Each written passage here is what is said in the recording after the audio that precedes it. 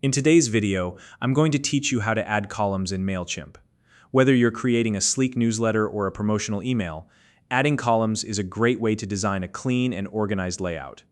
By the end of this guide, you'll know exactly how to structure your email with multiple columns to improve its visual appeal and readability.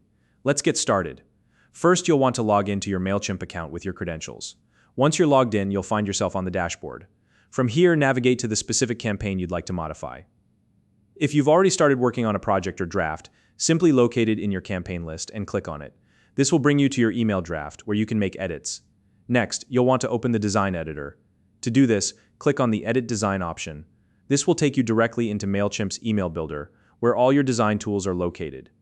Once inside the editor, click on the background area of your email layout. This step ensures that you activate the layout settings for your email.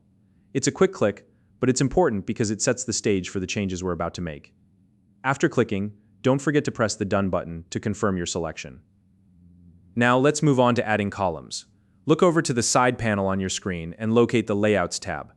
This is where you'll find all the different layout configurations that Mailchimp offers.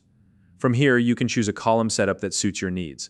For instance, you could select a 2-column layout for side-by-side content or a 3-column layout for a more segmented design. Select the one that works best for your email. Once you've decided on a configuration, it's time to drag and drop the layout block into your email. Simply click on your chosen layout block, hold it, and drag it into the position where you want it to appear in your email body. You can place it anywhere you like, above existing content, below it, or even in between. Mailchimp makes it super intuitive, so you'll see a preview of where the block will land before you drop it. With the columns now in place, the final step is to fill them with content. You can add various content blocks such as images, text, or even buttons into each column. Just drag and drop the content blocks into the individual sections of your columns.